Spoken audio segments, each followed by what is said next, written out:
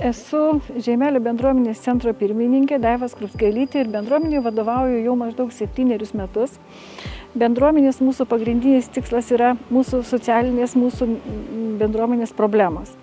Bendruomenė yra įsteigusi 2 vaikų dienos centrus, vienas vadinasi Mūsų erdvė, kitas Žeimelio vaikų dienos centras.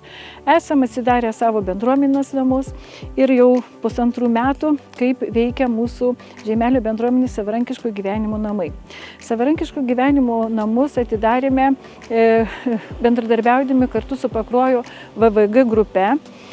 Jos dėka buvome pakviesti, pasiūlyti, kad sudalyvauti šitam projekte.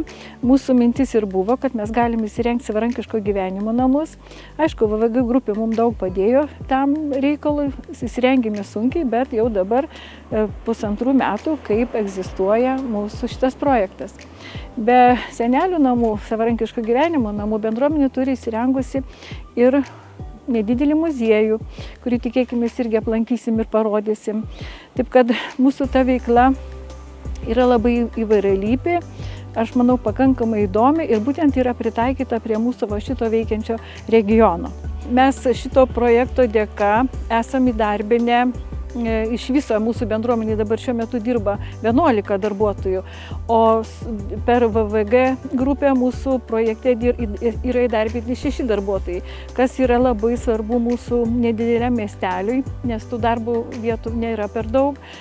Ir tiesiog, jeigu tai yra svajonė arba jeigu žmonės mato, kad tai yra kažkokios veiklos kaip ir užpildymas, tai aš siūlyčiau dalyvauti tikrai, o tie žmonės, kurie dirba VVG grupiai, tikrai patars, padės, pamokys, nes tikrai mes daug ko nežinom ir sisteminių bazių ir aš manyčiau, kad dalyvauti reikia, būtinai reikia dalyvauti.